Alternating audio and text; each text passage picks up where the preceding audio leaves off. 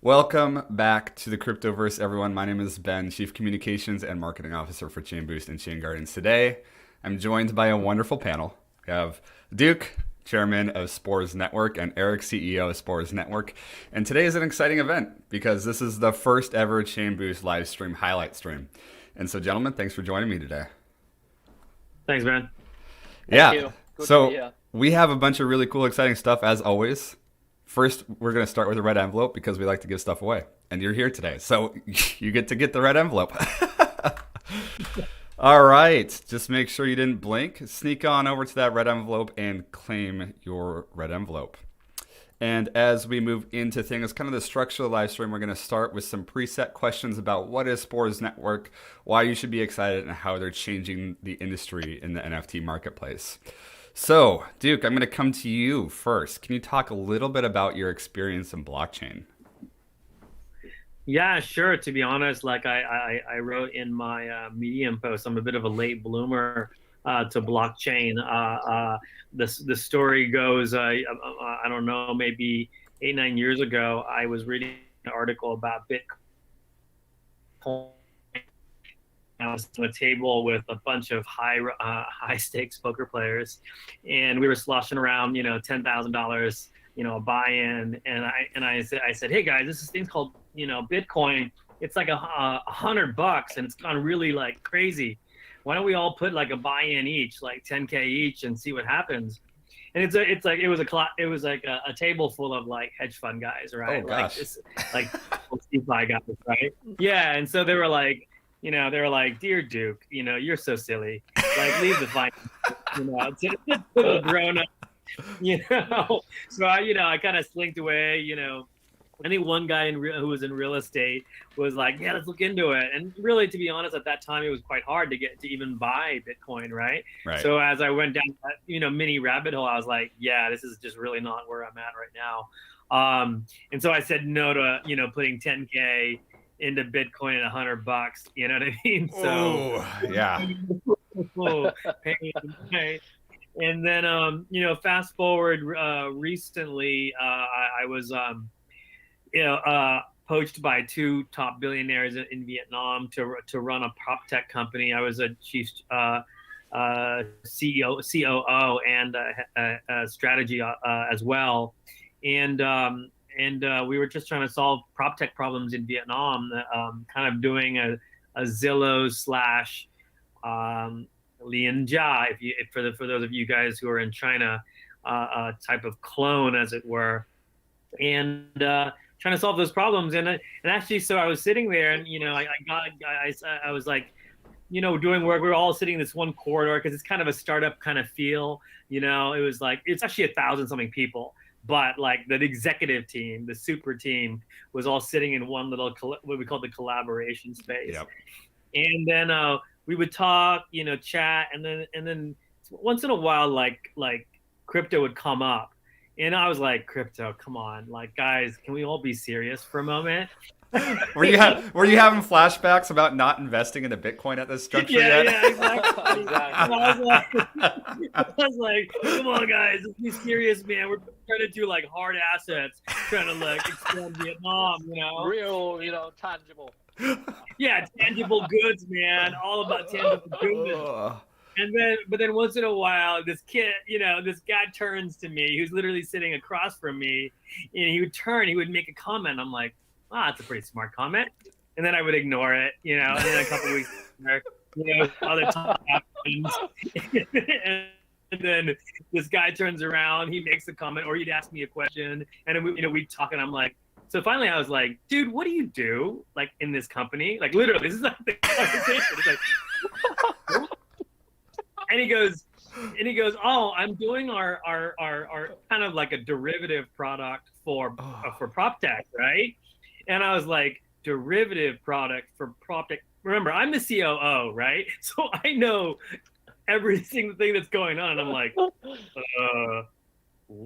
that's not going to work, but okay, I guess we're doing it. Right? And I'm like, this thing you're doing is not really going to work, right? And he was like, yeah.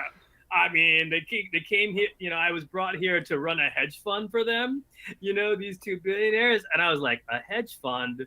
So what's your background? And he was like, yeah, LSD, masters, in high finance, top trader at Elliott Management. And I was like, what are you doing here, dude? Like, what? Right. So yeah, and so that actually is my co-founder, Eric, and That's Eric. And then that's Eric. Oh Exactly. my gosh. Well, Eric, he dude. praised you. He said you make smart comments every once in a while. Yeah, exactly, He's like, this place has really good Excel guy. I was like, honestly, it was this kind of place. It was this kind of place where you literally had, former hedge fund portfolio manager who used to run $2 billion in derivatives, like being an Excel monkey, trying to do this one little product. And so that's when we started talking. We're like, so what do you want to do, man? And then he was like, I'm looking at this crypto thing again, and then I was like, okay, explain, and then after a bunch of, weeks of conversation, I don't even know how long it took, we were both like, okay, I guess we're doing something together, let's figure out what the heck that is. If we have to. If we have to, hopefully, and again, by the way, this room of Collaborative Space, it was like the top minds of Vietnam. I respect all of them who are still there. But yeah, so yeah, I think it was like a couple weeks later, we were like, okay, let's figure it out. The market's getting hot again. What do we do? And then we narrowed it down on what areas we can play based on our expertise. Myself, I'm a prop tech and ed tech keynote speaker veteran in those two spaces. Eric being again this CeFi trader, and then eventually he'll tell you in a moment DeFi trader. And then that's how we landed on Spores, actually. That's hilarious. That's a great first encounter story, as mentioned here in the comments. That's, yeah. I have a similar story with how I met our founders, but we'll save that for another day. Because we might just end up talking about stories the whole live stream. Right. So, Duke, talk to me a little bit about, that's a great introduction to YouTube, but can we give an introduction to the Spores Network? Because obviously that's why we're here today, right?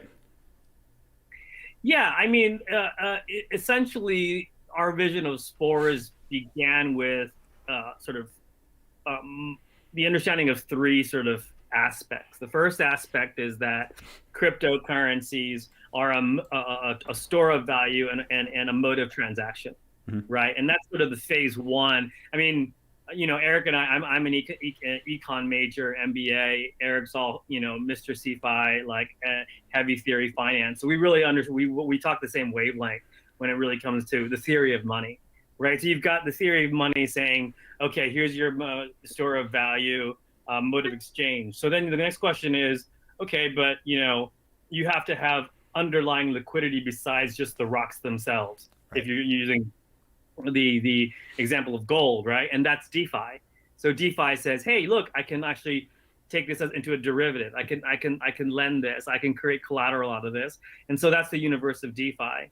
So then the question then for me was, so what does NFT represent? And for me and Eric, NFT represents the digital world. Yep. Starts off as a piece of art. I have a piece of art back there by Buff Monster, very, very famous artist, right? And so that's the physical good. I went to a gallery to buy that, pretty hard to buy, et cetera, et cetera.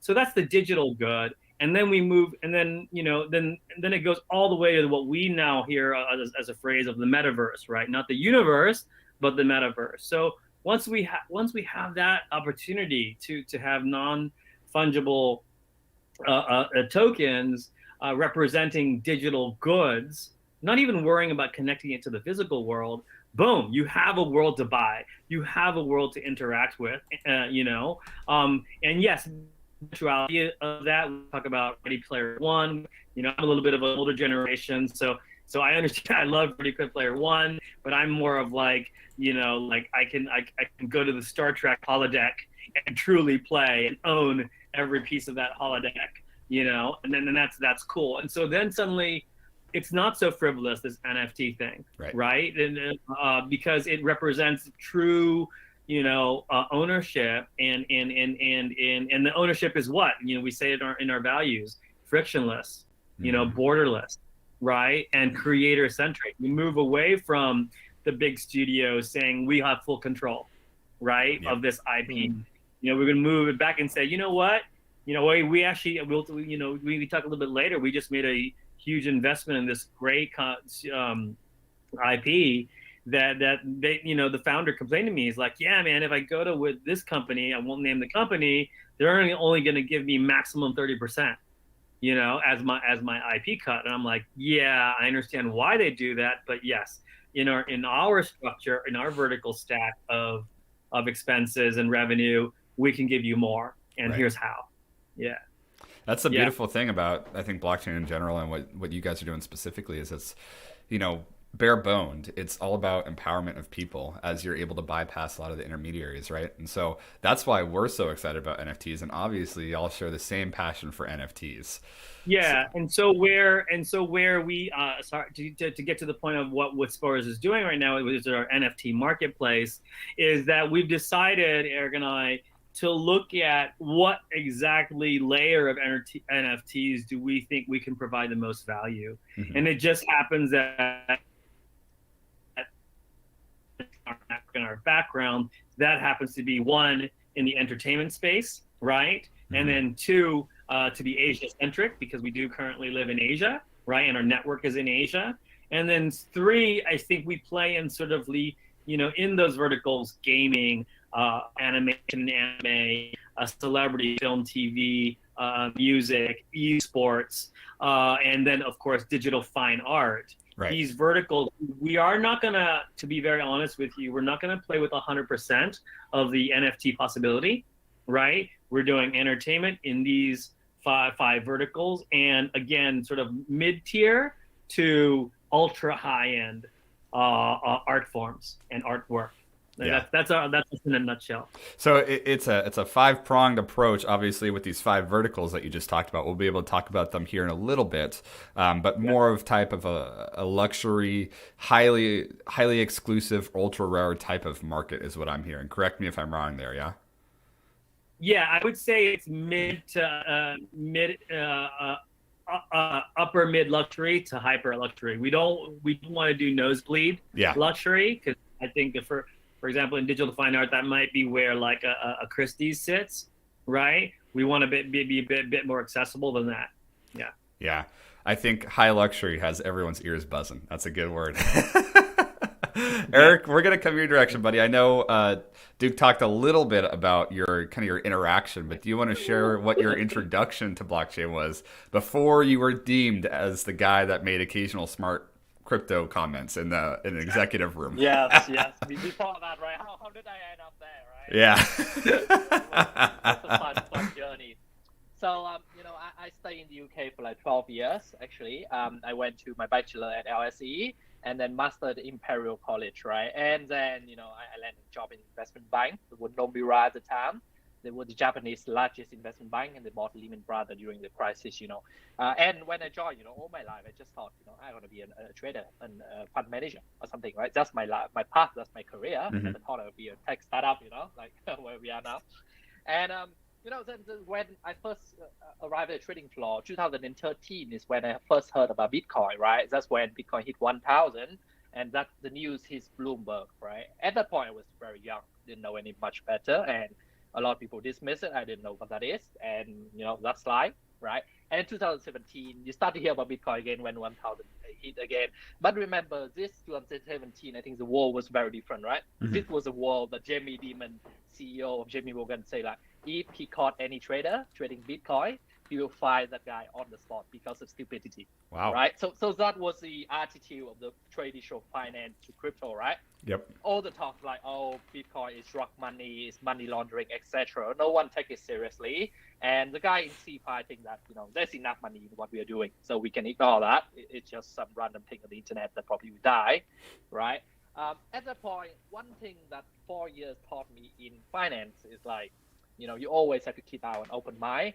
And I didn't really arrive in banking in the bull market. The bull market passed by us in 2013.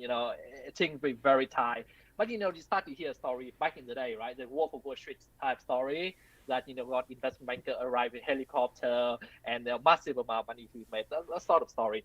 And on I saw Bitcoin, right? And I say, let's give an open mind. Let's read some white paper. Two white paper I read is Bitcoin and Ethereum. And when I read that, I think, especially Bitcoin, Ethereum, it blew my mind, right? And I see so much application could be done here. And this is the birth of new asset class, Mm-hmm. And with every new asset class, you want to go through the same cycle, just like stock, just like bond, right? And we are right at the beginning of that, right? So, with that, I was so excited. I wrote an email to my friend. 2017, I still remember I put out, I said, this is going to be the future. Yep. Institutional fund going to be here, right? This is a big moment that's going to change the world. I didn't know it's going to take 4 years, but that's the time it took for institutional to arrive. Yep. And I learned about the whole ICO space, Then you learn so much about technical, ICO back in the day, right? It's about pressing the button really fast. It's the difference between, making zero and making $100,000, right? Or more if you click button faster. And you learn all about this block time, this gas fee, how to get into the ICO. There was no private sales back then. You only know the public sales. Yep. And I kind of learned the rope of all of that, right? I think participated in hundreds of projects, right? Early investor, even work with some project, learn about the tech, be the advisor. That's how I learned the rope. And then, bear market hit. That was the time when Bitcoin hit 3,000. Everyone thought that, that's it for Bitcoin. That's it for crypto. That's it for ICO, right? And throughout the whole time, I was still very active in the ecosystem and believed that, crypto will be something big, right? And then, fast forward to 2020, actually, that's when I joined the prop tech, right? I decided, let's see the world, because I just came back from Vietnam. Let's see the world. Let's join this prop tech. And the guy was pitching to me like, hey, we want to do some real estate hedge fund. I heard you have a hedge fund background. You were running $2 billion. I was running $2 billion at Elliott, London, right? It's one of the world's largest hedge fund, the top 10 world largest hedge fund. And then I bought Mike Vietnam, and the guy great, they're going to run a hedge fund. This 2 billionaire got so much money. You want to run the money for them. And cool, let's do it.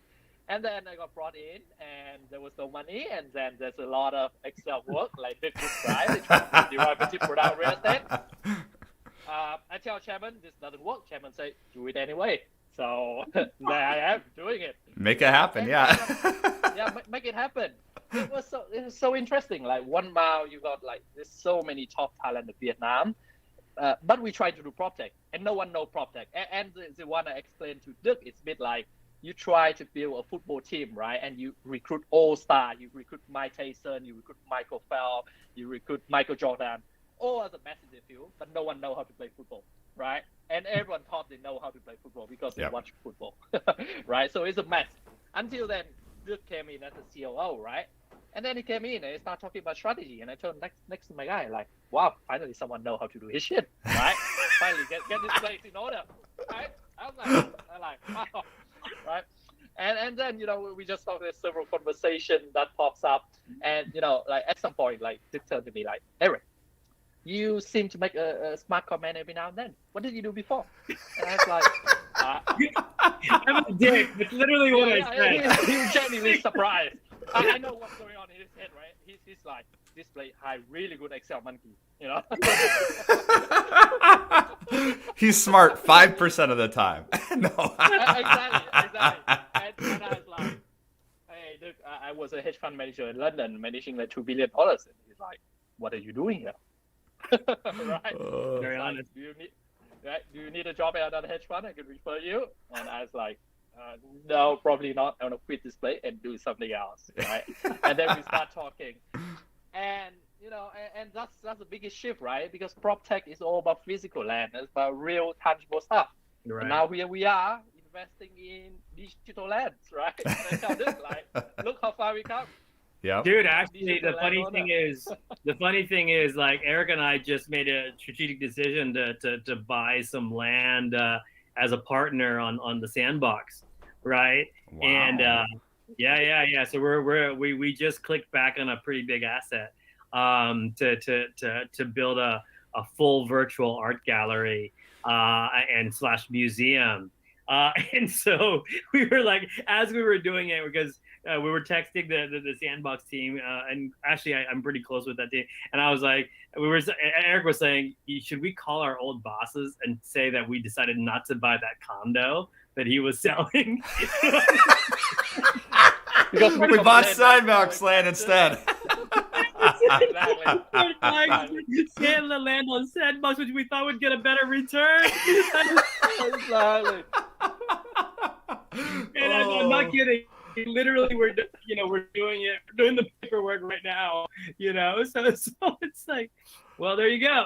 Oh God, that's great. Well, here's the thing. Obviously, we're big fans of Sandbox and what they're doing as well. So congratulations. I'm very excited to see how that goes. Making moves before pre-IDO even. Props to y'all. Yeah, I think that's where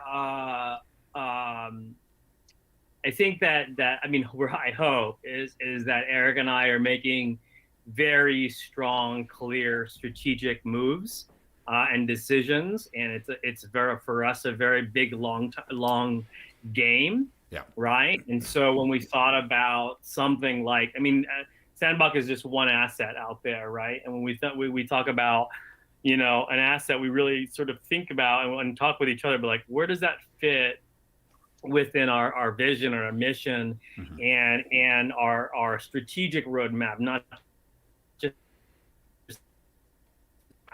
right, but the strategic roadmap. And again, we're personally fans with Animoca and the Sandbox as well. So it just came up. We're like, wait a minute, maybe it's time, to make an investment in this place, because it will, obviously build our brand equity and actually open us up to a broader audience, right? And so so that's what we're actually, that's a little bit of surprise. I didn't expect to talk about that today, but there you go. Yeah. The beauty of live streams, am I right? Yeah. We now have 32 people that have firsthand information on that. So I think that's huge, though, Duke, just to be completely frank. It's like, so often there's certain skeptical means of looking at IDOs, pre-IDOs, and you have to look at what is the company doing to position itself for success past pre-IDO, past IDO. And when you make a commitment of this scale, obviously being Sandbox, virtual gallery, etc., that completely illustrates to your fan base, like you said, is building that brand equity. So huge props there, man. I mean, like I said, we're very excited to see how that works out for y'all. Thank you. Awesome. Eric, quick question for you, man. What does Spores Network do then differently from other NFT marketplaces? I think a lot of this, I think some of this Luke has addressed, right? The why we started Spores is that we believe in the future digital metaverse. And, when NFT came about and we talk about this, this is the digital economy. It's entirely new, right? It is like, I don't know, discover another planet that you could colonize, right? It's a whole new potential and economy. And I think what we are seeing NFT right now is just a fraction of that. And I think what makes us stand out, let's just say NFT is really new, even for crypto people. I think our crypto people, maybe 5, maybe 10% of people really actually ever trade NFT before. Like I tell Duke, when I first met him, I've been in crypto for a long time, but probably this is one of the first time I actually trade an NFT, right? So it's still really new. But then you see a lot of digital arts coming out, right? That's the first way NFT. First way, it's got people really excited. But then it do get a bit old, I have to say. A lot of astronaut, a lot of moon, bull, bear kind of illustration, and then people just want something more, right? And NFT could be a much more. That's why we focus on our 5 vertical. There's animation, right? Think about anime manga, right? The whole model revolve around merchandise, right? And before it's the physical merchandise. And what is NFT? NFT is digital merchandise, right? Yep. It's opened up a whole new era, right? If you have, let's say, one piece NFT, would you buy it? I'll buy it for sure, right? It's pretty cool stuff, you know? Animation, and also there's esport, right? Esport is just growing so big, right? 10 years ago, you could have a top mobile like LOL, Dota 2 player, barely able to make a living. I think if that guy make 200 to 500K, then he's considered superstar, right? But now, let's say top guy, you know, FTX pay how much? $200 million to change the name of a esport team, right? Yep. And that space has came a long way. And I do see esport is one of the areas that we ripe for taking for NFT, right? All this fan engagement, that is huge, right? It's growing rapidly. Gaming as well. Gaming is one of the areas we see that want to spearhead this movement, because one very interesting thing that even if you look back, right, a lot of the internet development was because of online game, right? You need better internet to play online game. A game like World of Warcraft, right? That's why people need better internet, right? Okay, I need to play this online game experience better. That drive all that change, right? And we do see that NFT gaming and blockchain gaming gonna drive a lot of change, a lot of adoption from crypto to mainstream. And back to that three areas. So what set us apart? I do really believe content is king, right? I'm sure you guys. There's two things in this market season that you see too many. One is Launchpad. Yep. Second is NFT Marketplace. Those things are just way too many. So what put NFT Marketplace like stand apart? For us, that is content. Content is king. What do you have to offer, right? And at the moment, I see a lot of NFT Marketplace, but I really haven't seen them bring any exciting content, right? I think now people demand, big IP, big franchise, right? You would want, I don't know, Fast and Furious NFT. You would want to see Pokemon NFT. You want to see some of your favorite anime manga NFT. You want to see those sort of things, right? And no one has able to bring that. And for us, we believe we have the right network and the right connection and the right direction we are going to get all of that. Actually, there's one thing I would like to share, right? We have signed a major manga publisher in the US that own number of very big IP in manga space. They're going to work with us, bring those IP onto our platform, right? That will be one of the first. And that is very exciting. And that is just scratching the surface, and there's so much more we could do. This is like the dawn of NFT. It's all about the next 5 or 10 years. We also, I think yesterday or the day before announced our chief content officer, who is a Hollywood veteran, is producing Expendables 4, has done Fast and Furious, has done a lot of animation franchises. I can't even remember the list. You'd have to go to our website to find it. And so we're very much entrenched in the Hollywood system, as well as Chinese Hollywood system, as well as the Vietnamese Hollywood system. That we, it's going to take. It took us and is going to take us a bit longer to bring all that stuff to the marketplace and to our followers. But when we come out, you'll be pretty excited. That's awesome. Yeah, no, that's very exciting stuff. And to kind of unpackage it all, what you're looking at is these 5 traditional markets being digital art, gaming, esports, anime, celebrity, and you're leveraging connections there to then bring these traditional markets into this middle, upper, higher class type of NFT marketplace. I'm really excited to see how that turns out. I think that is really important to note. You guys are doing stuff, right? Like what I talked about before with Sandbox, with signing the NFT manga contract. You guys are doing stuff before IDO has even hit, and I think that speaks volumes to kind of illustrating what that roadmap could have in store. I have to ask, is there a timeline-ish where people can expect to see some of these more formal announcements, whether that be the manga NFT contract release or more? We have one announcement next week happening for a major, very, very major publisher, and at least one. There's probably maybe 2. So we'll probably have 1 to 3 big announcements up to IDO, and then after IDO, we'll have a bunch more, and we'll pace it out. For the digital artists, fine art side, we actually have some power names that we're going to be announcing. Like let's put it this way: Beeple, Friends and Family, that community of top digital artists, because again, the other person we've added to our team is who we're going to announce as chief art curator, is a former Sotheby's guy and 20-something years in the gallery space, right? So as Eric said, we're not opening an NFT where it's like, we know nothing about NFT marketplace. We don't know nothing about marketplaces. We don't know anything about the 5 verticals that we play in. I used to be in the film business myself. So, the networks run really, really deep. It was just a question of tapping into that and reaching out. So I expect, probably 1 to 3 announcements up to IDO is what we've planned. And then periodic announcements through post IDO in the first 3 months. That's exciting. This is a perfect opportunity to talk about what's going on your social medias right now, where people can find you on Twitter, and what's exciting about the Spores Network Telegram page with some of the stuff going on. So what do you want us to talk about? Yeah, so find the Spores Network on Twitter. Obviously, you want to hit the notification bell, stay up to date so that you don't miss any of these large-scale announcements that they're talking about. They also have a couple different giveaways, and there's possibly the airdrop event too, yeah? Yes. Yes, We have an airdrop event that we're going to run.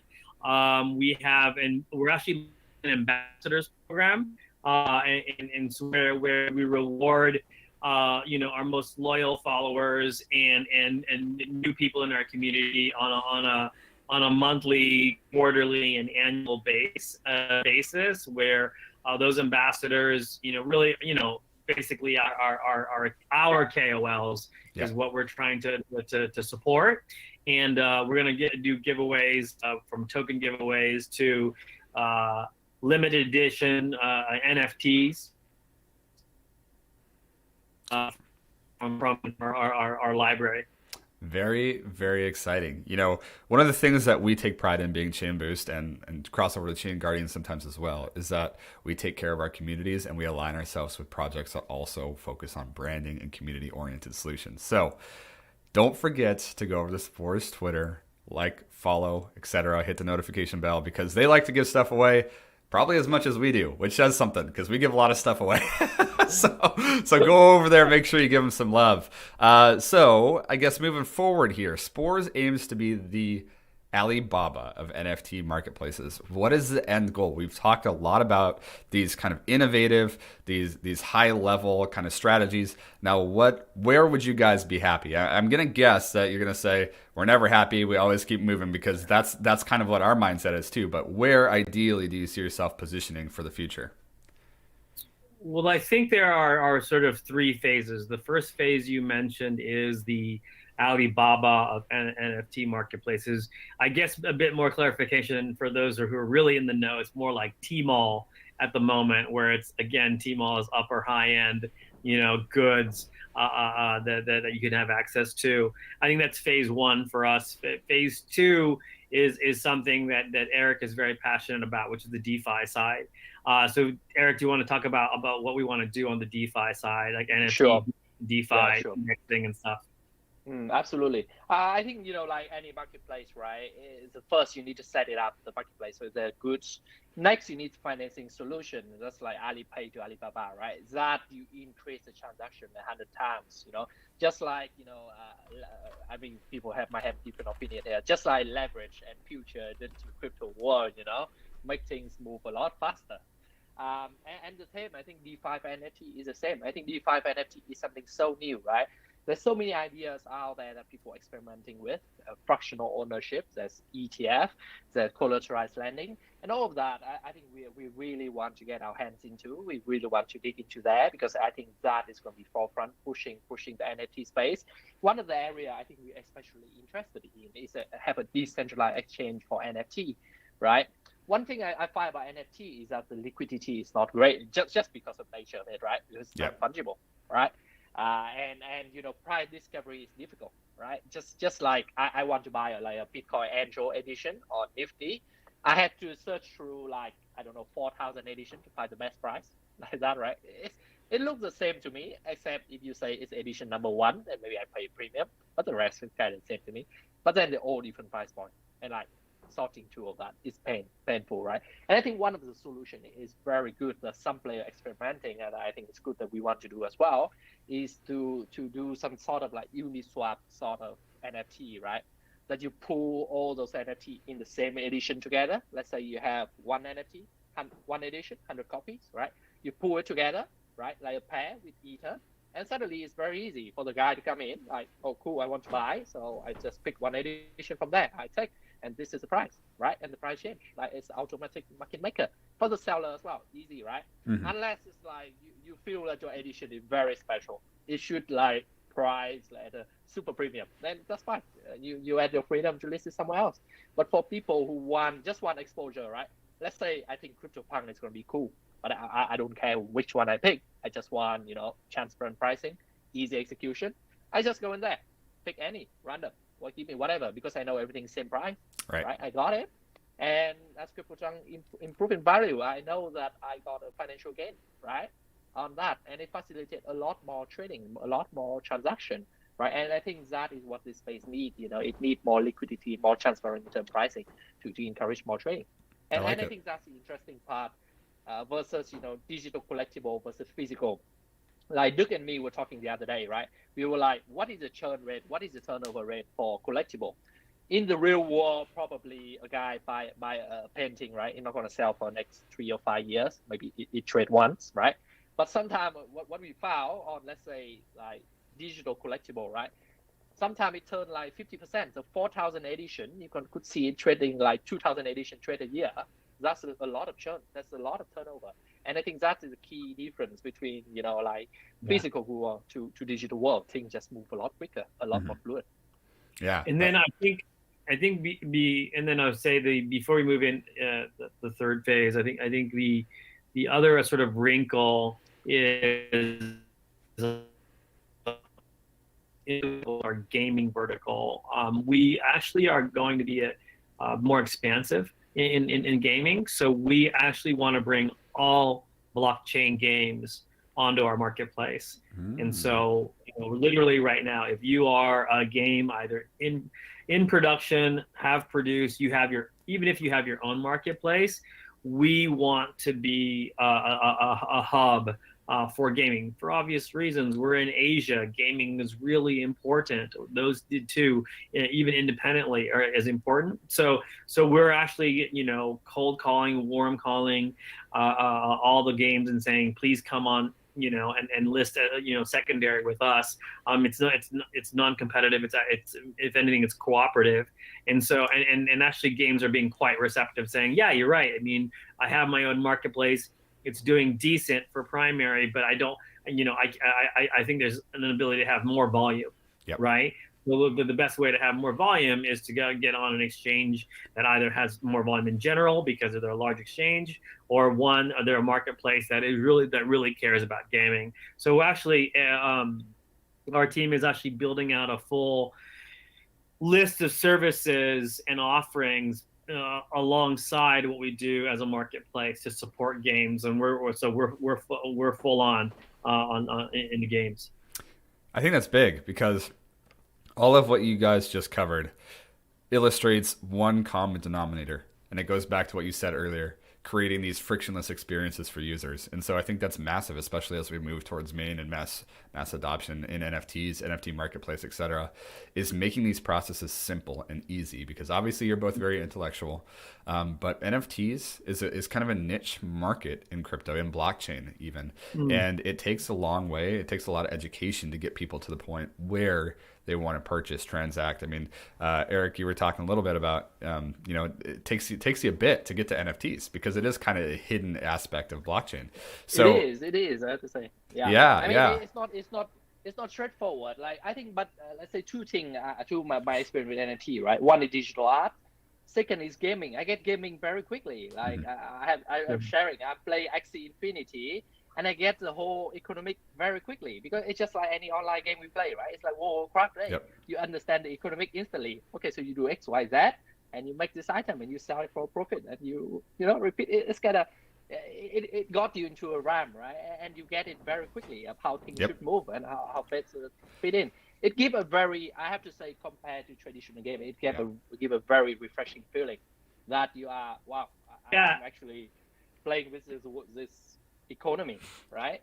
Yeah, but here's the thing, right, man, is that I'll tell you, we're actually negotiating for one of the largest fine arts collections in the world right now, to bring on board our platform. And I can tell you what that collector, this patron, right, hundreds of millions of dollars, said to me. So if I bring the collection on board, my current buyers, how the hell do they buy it? Yep. Right? And then how the heck do they hang it? So your question is the crypto question to the problem. Yep. And that guy's question is the non-crypto question to the exact same problem, quote unquote problem or opportunity of NFTs, right?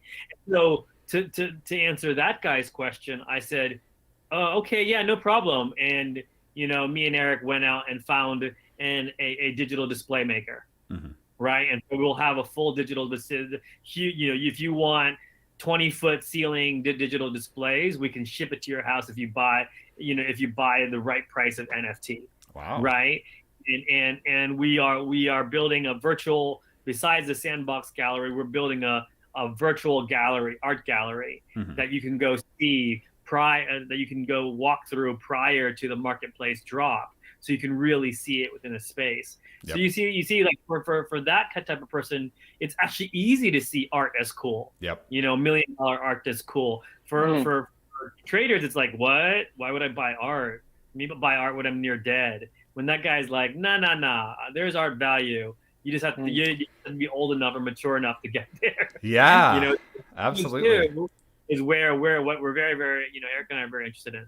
It seems like it's the intersection of traditional and blockchain collectibles, right? Because not only are you able to do this digital hanging, as you're saying, this digital display for your NFTs, it's a lot more secure because it's not physically there, right? So you get to show what you have. You get to, essentially illustrate all the value of what you have, but with the added security that someone can't pull a knife on you or a gun on you or so have you. So it's exciting. I'm excited for it, but I think it's time we move to the third section, right? And this third section is community questions. So as everyone knows, drop your questions down below, everything Spores related, anything you want to know about. We may or may not have to skip some, depends how much they want to talk about, what they can talk about. And then the contingency here. As long as we get good enough questions, we're going to have another red envelope at the end. So make sure that you get those questions in so we can get you more goodies, right? And we're now up to 40 viewers. So it seems like people... The important part. Yeah. The important part. Show me the money. Right? Yeah. So I do have one question here already. How does Spores Network gas fees work? Yeah, sure. So we're currently on Ethereum, but we're definitely moving on to layer 2 options such as Polygon, where the gas fees are much lower. We of course, as you probably know, we're going to IDO through CardStarter. So we are talking to Cardano and looking at what they're planning for smart contracts and the likely lower gas fees from that. Eric, do you have any other thoughts? Yeah, I mean, Cardano is definitely a very interesting partner that we would like to work with, right? I think in the conversation between our partner, between me and Dirk, it's like a lot of things came up is people conscious about carbon footprint of NFT, right? Yeah. And they're like, this is not green, it's carbon footprint. And then we need to find a solution that is green. And we have Cardano, right, that's promising, greener by blockchain output, right? There's higher throughput, lower gas fee. And Cardano, I think, is one of the largest community, right, in terms of very loyal, committed, supported member. And I think that's also the reason that's why we go with CardStarter. So I think that's one of the blockchain that we want to build with when they release their smart contract platform. Yeah. Awesome. Good to hear. CryptoMonk asks, will there be a Spores token? Obviously, we know that's the case with Pre-IDO, IDO. But I think the important part of this question is, what will be the use case for the token? Eric? Sure. I'll take it. So the use case for the token, first you use it for discount for fees onto the platform, right? And you use it for staking.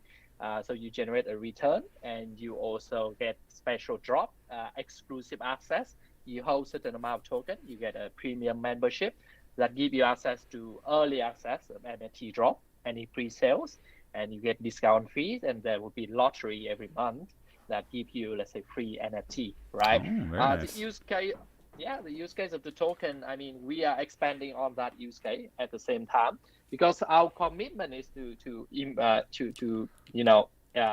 improve the value of the token over the long run, right? But we want to do it in a sustainable long run, so that the success of the platform align with the success of, let's say, the token.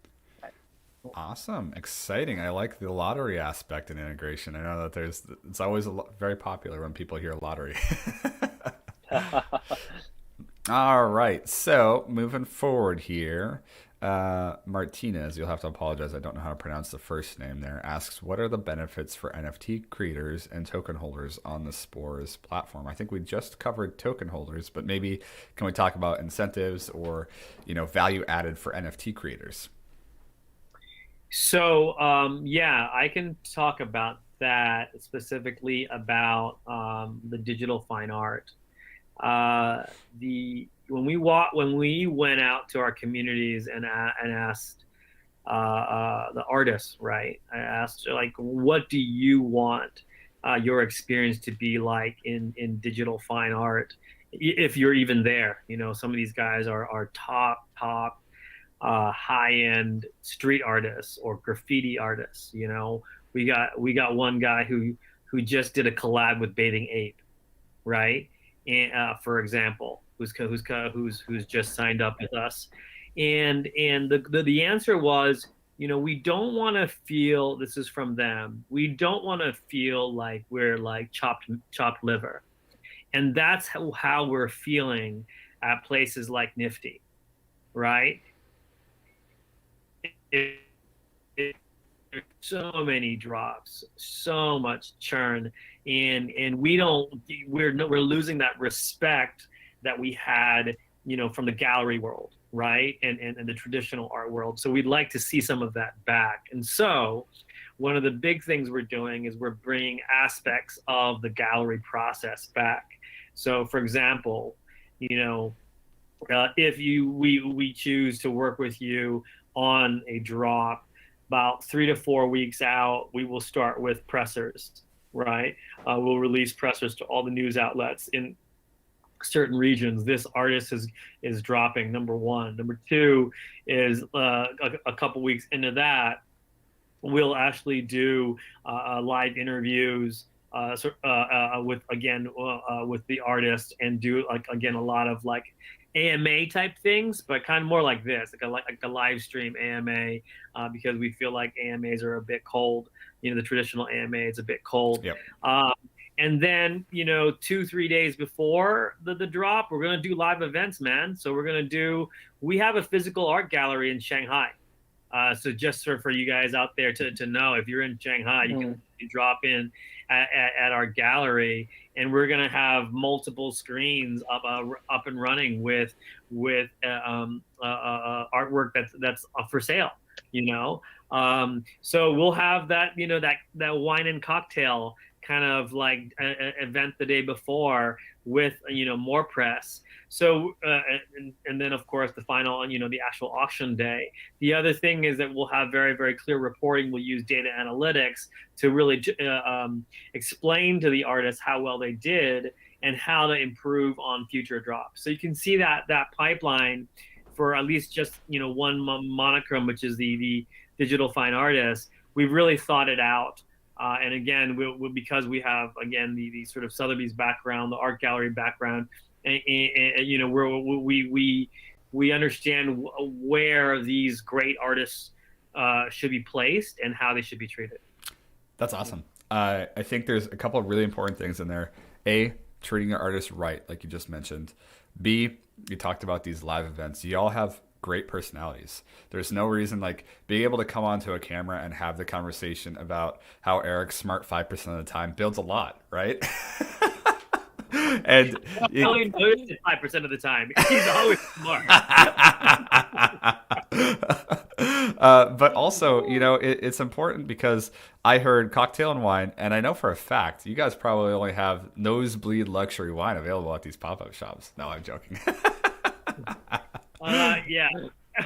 I like my whiskey more. Fair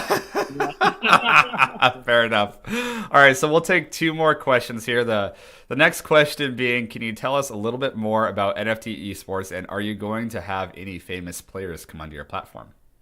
Interesting. Very interesting. This might be we might be able to tap out here if you want to. If you can't share, you can't share. Let's just put it this way. We're zeroing in on a top 10 player in one of the leagues.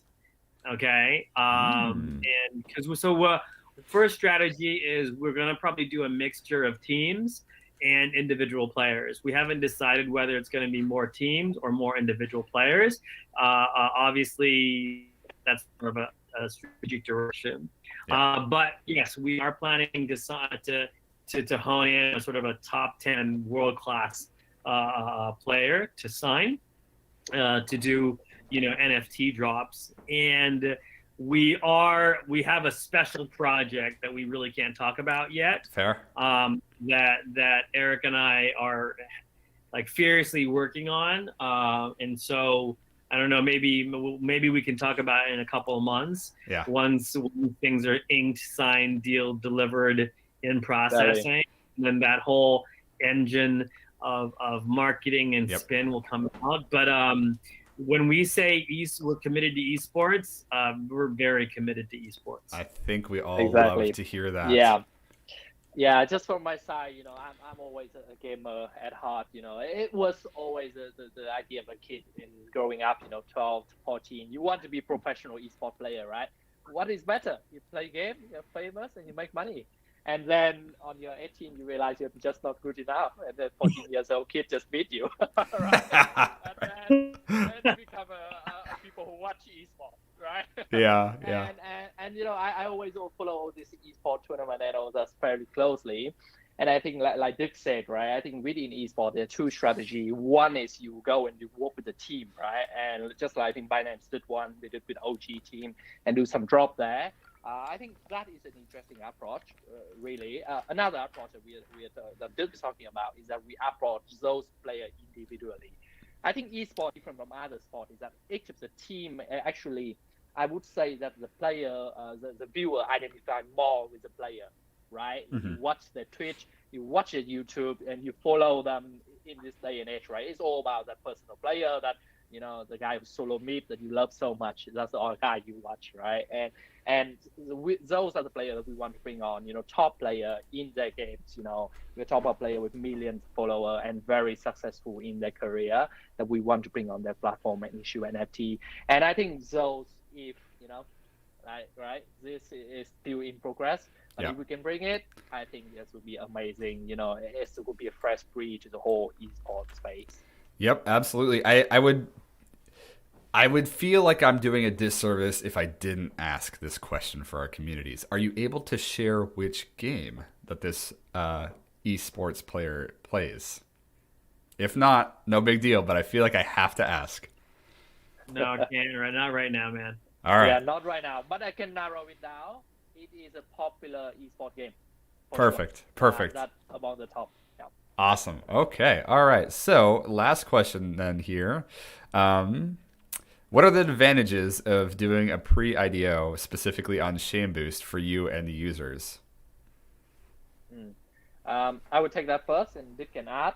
Our idea to do pre-IDO, right, is on our philosophy is that we want to get our community involved. We want to get a lot of players involved, even VC, even partner. Investor roster, we have like 35 investors all around the world. We got Asia, we got Middle East, we got North America, we got South America, we got South Africa, everywhere. Mm-hmm. And now to this point, it's like we see that it's so hard to get into the public round, right? Just because everyone's fighting for that. So we want the opportunity with ChainBoost came up. And I think it's great. You guys have a community of NFT follower, NFT gamer that really right? So we would like to share some of this. Normally, private allocation is all the VC took it all, right? You never get the chance to see it. But now we're sharing the community. Essentially, this is private allocation, right? For people really passionate, really believe in this, and if you're active community member, you participate in our competition, and you have a chance to win this lot, right? If you really want to go with us on this long journey, and I think that is all part of the inclusive philosophy, right? Because this is a movement. We want it to be borderless, frictionless, and we want to involve the community in the whole process. Yeah, I think that's a really good point. I think my background obviously was a serial entrepreneur, but also doing venture investing with all the top VCs.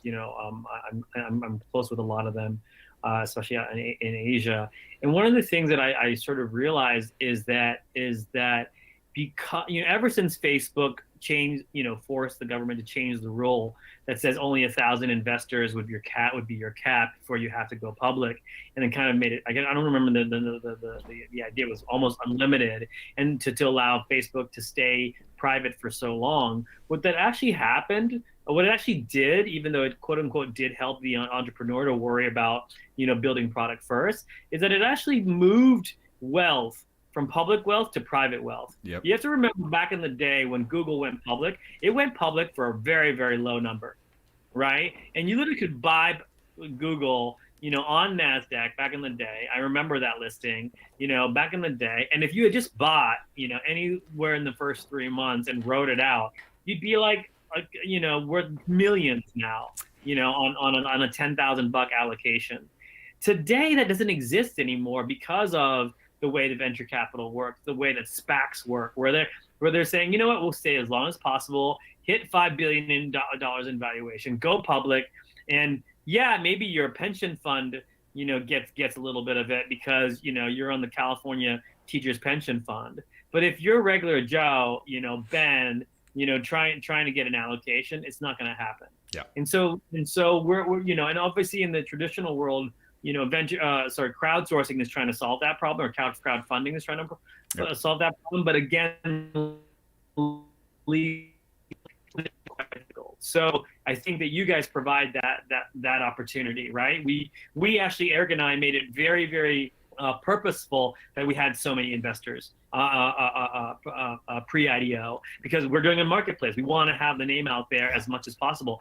Any 5 of our investors could have said, let's take the whole allocation, and you guys can worry about IDO. But we made a very considered effort, and a little bit challenging at times as well, to do that. So applaud to you guys for going on this mission of providing private value to public market. And I think the other thing is, if you are a company, part 2 of this is, if you are a company going this route pre-IDO, I have to say you guys have been amazing. You guys have really put yourself out there. A lot of these, or even influencers, KOLs go, yeah, we're gonna help you out. We're gonna, 1, we're gonna invest. 2, we're gonna FOMO the heck out of you, and just you watch. Well, in this kind of market environment, we kind of saw who's good and who's not, right? And throughout this, this time, to be honest with you and your community, you guys have been amazing. Honestly, like, you guys have been really out there. Ben, you've been like, you've really guided us through a lot of our marketing, stuff. I mean, we've got a ChainGuardians character, that so Eric loves. I absolutely love that. I love that. He totally loves. Absolutely love that. And we're going to introduce it. We're making it fabulous, and we actually talked to the ChainGuardians team and said, hey, we're definitely going to use this character, make it 3D, and then run around and play with it. And so that this collaboration has been very fruitful. I'm gonna be honest. Yeah, man. Good job to you guys. Thank you. I think it goes both ways, though, because ChainBoost really it aims to be the intersection of connecting these really amazing consumers, these supporters, with these promising projects, and we're just the catalyst, man. Like, we're just here to connect you two, and we appreciate your very, very kind words. So thank you for that. That brings us to our last question. Do we feel like the questions were good enough for a red envelope? Y'all hold the power here. Are we going with the red envelope? I think so. All right, I let's do think it. All Can't hold right. that back. Yeah, no, right? And that takes us to kind of the rollout here. Thank you, everyone, for joining us today. Duke, Eric, absolute pleasure having y'all. Is there any last words that you'd like to say to the community? Thanks for having us. Really, you guys have been really, really great, really supportive. Please jump on, the whitelisting, get involved. Our vision is long. We've got a multi-decade year, a decade roadmap that we want to execute, and so we want you to be there on day one. Day one of Google. Public. Why not? Exactly. Right. Perfect. I'm very grateful for ChainBoost to have us here today to talk with the community. And I think that the future, that's like Dick said with the KOL, right? I think the power now in the hand of people. We have community members that's become a decentralized KOL and become our ambassador. Yep. I think the future in the hand now, right? You can become a KOL, especially in moments like this. When all the big KOL, they just hide the rope somewhere. I don't know, right? And now that's the moment that even the KOL, the voice of the community, get decentralized out, right? You can be that KOL. And like Duke said, this is multi-decade, ambition and dream, right? And I still remember when Duke came to me first, like he told me, Eric, if I do something, I do something big. I don't do small thing, right? Think big, do big. Yep. And I like, yes, Duke, let's do something big. Right, and that is the drive that keeps us up 7 in the morning talking to the US till late at night. It's 10 p.m. here. Right? It's that drive us every day. Yeah. Right. It's that so much excitement. It's like, yes, it's day one at Google. Right. So please be with us on this journey, and I hope what we bring can positively surprise the community. Yep. We are more than excited to have y'all through our platform. And Duke, did you want to add something there? No, I was just gonna add a joke. It's like I've already IPO'd on NASDAQ for $1 billion, so I expect my crypto play to go to 10. Come on, kids. Let's do this. Awesome. Well, don't forget to like, comment, subscribe to obviously the ChainGuardians YouTube. Go over to Spores, follow them on Twitter, get involved with their community. They have a bunch of really cool giveaways. Also, ChainBoost, our Twitter chain_boost is still running a pre-IDO giveaway spot pending KYC. So go over to our Twitter. Gentlemen, thank you so much for joining us today. And hopefully we see all of the community over on those platforms. Have a wonderful day. Thank you very much.